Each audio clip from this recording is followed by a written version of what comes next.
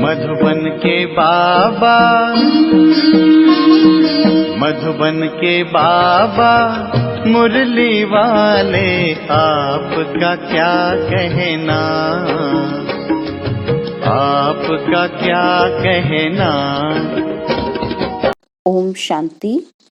आज 30 जनवरी 2022 के अव्यक्त बाप दादा के मधुर वाक्य सुनेंगे, जिसकी रिवाइज डेट है 2 जनवरी 1990। तो हम ये मुरली आज रिवाइज करेंगे। अव्यक्त बाप दादा के मधुर महावाक्य। मुरली का सार है, सारे ज्ञान का सार स्मृति। आज समर्थ बाप अपने चारों ओर के सर्व समर्थ बच्चों को देख रहे हैं। हर एक समर्थ बच्चा अपनी समर्थी प्रमाण आगे बढ़ रहे हैं। इस समर्थ जीवन अर्थात सुखमय, श्रेष्ठ, सफलता संपन्न अलौकिक जीवन का आधार क्या है? बाबा कहते आधार है एक शब्द, स्मृति। वैसे भी सारे ड्रामा का खेल है ही विस्मृति और स्मृति का। इस समय स्मृति का खेल चल रहा है। बाप दादा ने आप ब्राह्मण आत्माओं को परिवर्तन किस आधार पर किया? बाबा ने हमको जो चेंज किया, हमारे में जो चेंजेस आए हैं, किस आधार पर आए हैं? तो बाबा कहते सिर्फ स्मृति दिलाई कि आप आत्मा हो। बाबा ने हमें क्या याद दिलाया? कि आप आत्मा हो, ना कि शरीर। इस स्मृति ने कितना अलौकिक परिवर्तन कर लिया। सब कुछ बदल गया ना। मानव जीवन की विशेषता है ही स्मृति। बीज है स्मृति, जिस बीज से वृत्ति, दृष्टि, कृति, सारी स्थिति बदल जाती है। इसलिए गाया जाता है, जैसी स्मृति वैसी स्थिति। बाप ने फाउंडेशन स्मृति को ही परिवर्तन किया। जब फाउंडेशन श्रेष्ठ हुआ तो स्वतः ही पूरी जीवन श्रेष्ठ हो गई। कितनी छोटी सी बात का परिवर्तन किया कि तुम शरीर नहीं आत्मा हो। इस परिवर्तन होते ही आत्मा मास्टर सर्वशक्तिवान होने के कारण स्मृति आते ही समर्थ बन गई। अब यह समर्थ जीवन कितना प्यारा लगता है। स्वयं भी स्मृति स्वरूप बने और औरों को भी यही स्मृति दिलाकर क्या से क्या बना देते हो। बाबा कहते इस स्मृति से संसार ही बदल गया। यह ईश्वरीय संसार कितना प्यारा है। चाहे सेवा अर्थ संसारी आत्माओं के साथ रहते हो, लेकिन मन सदा अलौकिक संसार में रहता है। इसको ही कहा जाता है स्मृति स्वरूप। कोई भी परिस्थिति आ जाए, लेकिन स्मृति स्वरूप आत्मा समर्थ होने कारण परिस्थिति को क्या समझती? कि ये तो खेल है, कभी घबराएगी नहीं। भल कितनी भी बड़ी परिस्थिति हो, लेकिन समर्थ आत्मा के लिए मंजिल पर पहुंचने के लिए ये सब रास्ते के साइट सीन्स अर्थात रास्ते के नजारे हैं। साइट सीन तो अच्छी लगती है ना, खर्चा करके भी साइट सीन देखने जाते हैं। तो यहाँ भी आजकल आबू दर्शन करने जाते हो ना। अगर रास्ते में साइट सीन्स ना हो तो वह रास्ता अच्छा लगेगा? बोर हो जाएंगे। तो ऐसे स्मृति स्वरूप समर्थ स्वरूप आत्मा के लिए परिस्थिति कहो, पेपर कहो, विघ्न कहो, प्रॉब्लम्स कहो, सब साइट सीन्स है। स्मृति में है कि यह मंजिल के साइट सीन्स अनगिनत बार पार की है। Nothing new. इसका भी फाउंडेशन क्या हुआ? स्मृति। अगर ये स्मृति भूल जाती है अर्थात फाउंडेशन हिला, तो जीवन की पूरी बिल्डिंग हिलने लगती है। आप तो अचल है ना। बाबा ने कहा कि सारी पढ़ाई के चारों सब्जेक्ट का आधार भी स्मृति है। सबसे मुख्य सब्जेक्ट है याद। याद अर्थात स्मृति की मैं कौन, बाप कौन। और दूसरी सब्जेक्ट है ज्ञान। रचता और रचना का ज्ञान मिला, उसका भी फाउंडेशन स्मृति दिलाई कि अनादि क्या हो और आदि क्या हो और वर्तमान समय क्या हो। ब्राह्मण सो फरिश्ता, फरिश्ता सो देवता, और भी कितनी स्मृतियां दिलाई हैं। तो ज्ञान की स्मृति हुई ना। और बाबा कहते तीसरी सब्जेक्ट है दिव्य गुण। दिव्य गुणों की भी स्मृति दिलाई कि आप ब्राह्मणों की ये गुण हैं, गुणों की लिस्ट भी स्मृति में रहती है, तब समय प्रमाण उस गुण को कार्य में, कर्म में लगाते हो। कोई समय स्मृति कम होने से क्या रिजल्ट होती है? समय पर गुण यूज ही नहीं कर सकते हो। जब भूल जाएंगे तो कैसे यूज करेंगे? जब समय बीत जाता है तो फिर स्मृति में आता है कि यह नहीं करना चाहता था, लेकिन हो गया। आगे ऐसा नहीं करेंगे। तो दिव्य गुणों को भी कर्म में लाने के लिए समय पर स्मृति चाहिए। अभी अभी ऐसे अपने पर भी हंसते हो। वैसे भी कोई बात व कोई चीज समय पर भूल जाती है तो उस समय क्या हालात होते हैं? चीज है भी लेकिन समय पर याद नहीं आती तो घबराते हो ना। तो ऐसे यह भी समय पर स्मृति ना होने के कारण कभी कभी घबरा जाते हो। तो दिव्य गुणों का आधार क्या हुआ? सदा स्मृति स्वरूप, निरंतर और नेचुरल दिव्य गुण हर सहज हर कर्म में कार्य में लगता रहेगा। तो बाबा कहते हैं दिव्य गुणों का आधार क्या हुआ कि सदा स्मृति स्वरूप, सदा हमारी बुद्धि में रहे। तो क्या होगा? निरंतर और नेचुरल दिव्य गुण सहज हर कर्म में कार्य में लगता रहेगा। और चौथी सब्जेक्ट है, बाबा कहते हैं सेवा। इसमें भी अगर स्मृति स्वरूप नहीं बनते कि मैं विश्व कल्याणकारी आत्मा निमित्त हूँ, तो सेवा में सफलता नहीं पा सकते। सेवा द्वारा किसी आत्मा को स्मृति स्वरूप नहीं बना सकते। साथ साथ सेवा है ही स्वयं की और बाप की स्मृति दिलाना। तो चारों ही सब्जेक्ट का फाउंडेशन स्मृति हुआ ना। सारे ज्ञान के सार का एक शब्द हुआ स्मृति। इसलिए बाप दादा ने पहले से ही सुना दिया है कि लास्ट पेपर का क्वेश्चन भी क्या आने वाला है। लंबा चौड़ा पेपर नहीं होना है, एक ही क्वेश्चन का पेपर होना है और एक ही सेकंड का पेपर होना है। क्वेश्चन कौन सा होगा? नष्टो मोह स्मृति स्वरूप।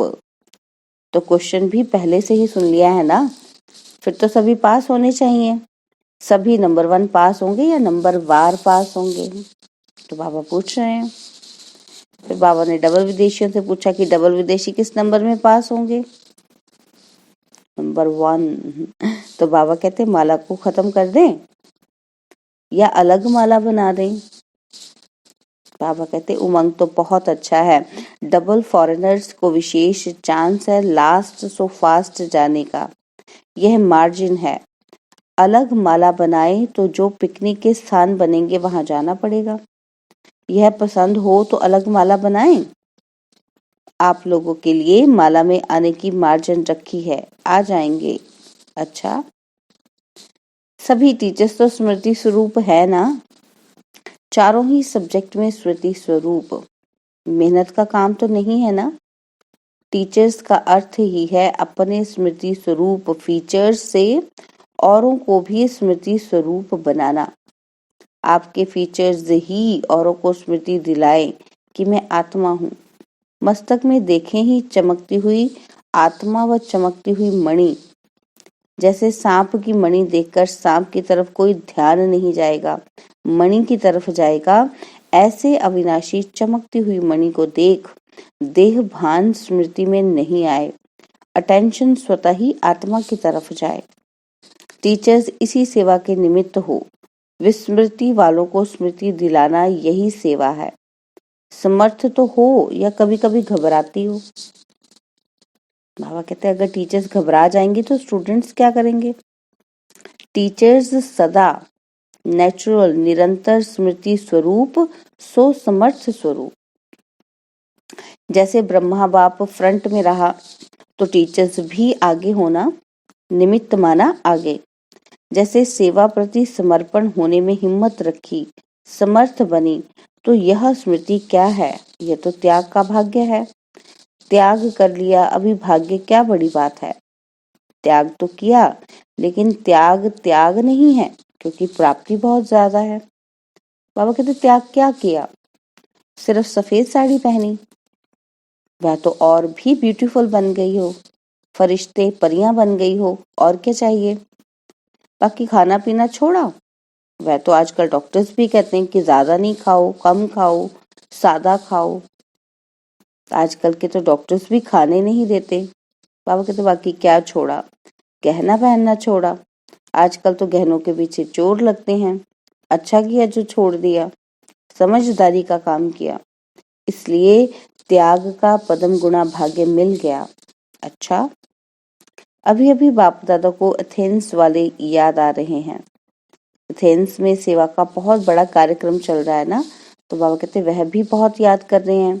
जब भी कोई विशाल कार्य होता है, बेहद के कार्य में बेहद का बाप और बेहद का परिवार जरूर याद आता है।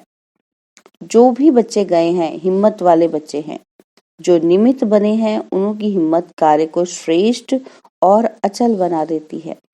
बाप के स्नेह और विशेष आत्माओं की शुभ भावना, शुभ कामना बच्चों के साथ है। बुद्धिवानों की बुद्धि किसी द्वारा भी निमित्त बनाए अपना कार्य निकाल देते हैं। इसलिए बेफिक्र बादशाह बन, लाइट हाउस माइट हाउस बन, शुभ भावना शुभ कामना के वाइब्रेशंस फैलाते रहो। हर एक सर्विसेबल बच्चे को बाप दादा नाम और विशेषता सहित याद प्यार दे रहे हैं। अच्छा, सदा निरंतर स्मृति स्वरूप समर्थ आत्माओं को, सदा स्मृति स्वरूप बन हर परिस्थिति को साइड सीन अनुभव करने वाले विशेष आत्माओं को, सदा पाप समान चारों ओर स्मृति की लहर फैलाने वाले महावीर बच्चों को, सदा तीव्र गति से पास विद ऑनर होने वाले महारथी बच्चों को बाप दादा का याद प्यार और नमस्ते। हम रूहानी बच्चों की रूहानी बाप दादाजी को दिलवा जान सिकवा प्रेम से नमस्ते। ओम शांति। प्यारे बाबा, मीठे बाबा, मेरे बाबा, शुक्रिया बाबा, शुक्रिया बाबा, शुक्रिया बाबा। और बाबा ने दिल्ली जोन से अव्यक्त बाप दादा की जो बातचीत हुई, बाबा उसमें कह रहे हैं कि सदा अपने भाग्य को देख हर्षित होते हो, सदा वाह वाह के गीत गाते हो, हाय हाय के गीत समाप्त हो गए या कभी दुख की लहर आ जाती है। बाबा कहते दुख के संसार से न्यारे हो गए और बाप के प्यारे हो गए, इसलिए दुख की लहर स्पर्श नहीं कर सकती। चाहे सेवार्थ रहते भी हो लेकिन कमल समान रहते हो। कमल पुष्प कीचड़ से निकल नहीं जाता, कीचड़ में ही होता है, पानी में ही होता है, लेकिन न्यारा होता है। तो ऐसे न्यारे बने हो। और बाबा ने कहा न्यारे बनने की निशानी है कि जितना न्यारे उतना बाप के प्यारे बनेंगे। स्वतः ही बाप का प्यार अनुभव होगा और यह परमात्मा प्यार छत्र छाया बन जाएगा। जिसके ऊपर छत्र छाया होती है वह कितना सेफ रहता है। जिसके ऊपर परमात्मा छत्र छाया है उसको कोई क्या कर सकता है। इसलिए फखुर में रहो कि हम परमात्मा छत्र छाया में रहने वाले हैं। अभिमान नहीं है लेकिन रूहानी फखर है। बॉडी कॉन्शियस होंगे तो अभिमान आएगा और आत्म अभिमानी होंगे तो अभिमान नहीं आएगा, लेकिन रूहानी फखर होगा। और जहाँ फखर होता है वहाँ विघ्न नहीं हो सकता। या तो है फिक्र या है फखर, दोनों साथ नहीं होते। दाल रोटी अच्छे से अच्छी देने के लिए बाप दादा बंधा हुआ है। रोज 36 प्रकार के भोजन नहीं देंगे, लेकिन दाल रोटी प्यार की जरूर मिलेगी, निश्चित है, इसको कोई टाल नहीं सकता। तो फिक्र किस बात का। दुनिया में फिक्र रहता है कि हम भी खाएं, पीछे वाले भी खाएं, तो आप भी भूखे नहीं रहेंगे, आपके पीछे वाले भी भूखे नहीं रहेंगे। बाकी क्या चाहिए। बाबा कहते हैं डनलप के तकिए चाहिए क्या। अगर डनलप के तकिए व बिस्तर में फिक्र की नींद हो तो नींद आएगी। बेफिक्र होंगे तो धरनी पर भी सोएंगे तो नींद आ जाएगी। बाहों को अपना तकिया बना लो तो भी नींद आ जाएगी। जहाँ प्यार है वहाँ सूखी रोटी भी 36 प्रकार का भोजन लगेगी। इसलिए बेफिक्र बादशाह हो। यह बेफिक्र रहने की बादशाही सब बादशाहियों से श्रेष्ठ है। अगर ताज पहनकर तख्त पर बैठ गए और फिक्र करते रहे तो तख्त हुआ या चिंता हुई।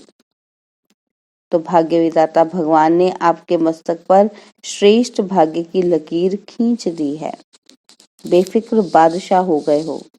वह टोपी या कुर्सी वाले बादशाह नहीं, बेफिक्र बादशाह। कोई फिक्र है? पोत्रों धोत्रों की फिक्र है? पापा कहते आपका कल्याण हो गया तो उन लोगों का जरूर होगा।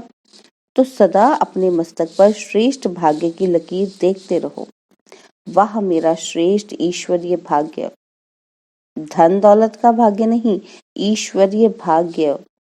इस भाग्य के आगे धन तो कुछ नहीं है, वह तो पीछे पीछे आएगा, जैसे परछाई होती है, वह आप ही पीछे पीछे आती है, या आप कहते हो कि पीछे आओ, तो यह सब परछाई है, लेकिन भाग्य है ईश्वरीय भाग्य। सदा इसी नशे में रहो, अगर पाना है तो सदा का पाना है। जब बाप और आत्मा अविनाशी है तो प्राप्ति विनाशी क्यों? प्राप्ति भी अविनाशी चाहिए। बाबा कहते ब्राह्मण जीवन है ही खुशी की, खुशी से खाना, खुशी से रहना, खुशी से बोलना, खुशी से काम करना। उठते ही आंख खुली और खुशी का अनुभव हुआ, रात को आंख बंद हुई खुशी से, आरामी हो गए।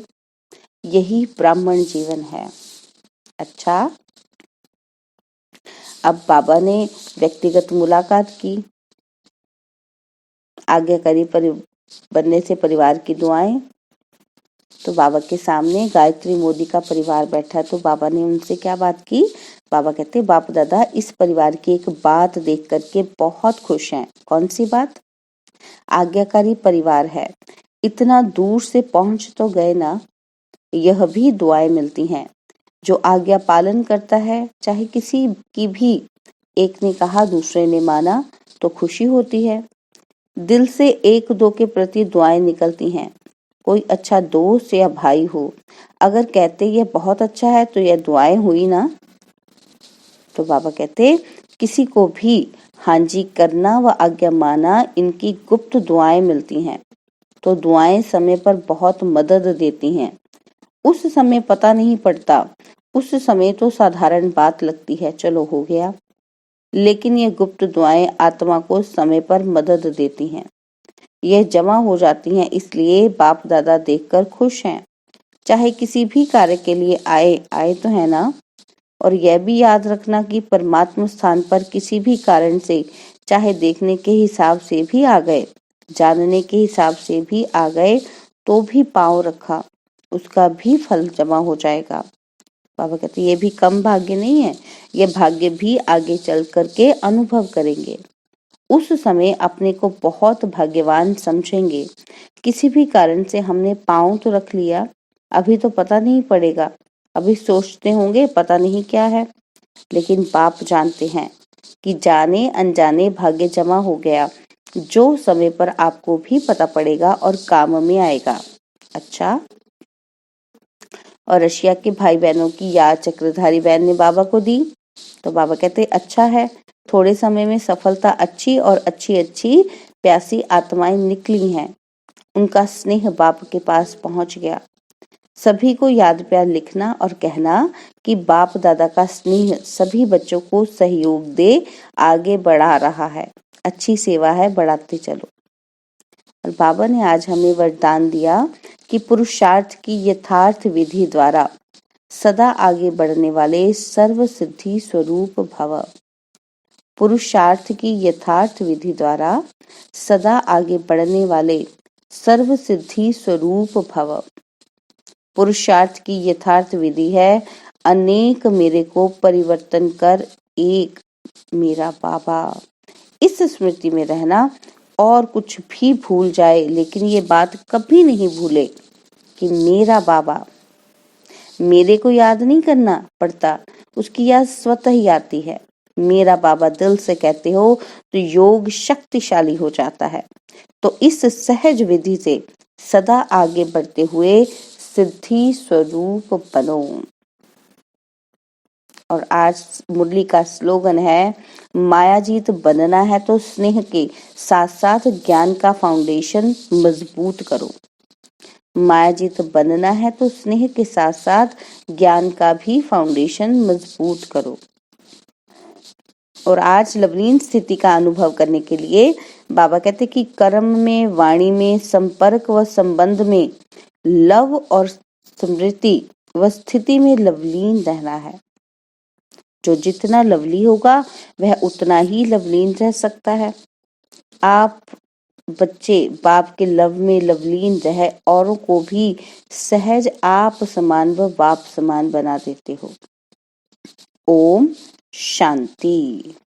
और अब यह एक बहुत अच्छी वीडियो भी जरूर देखें।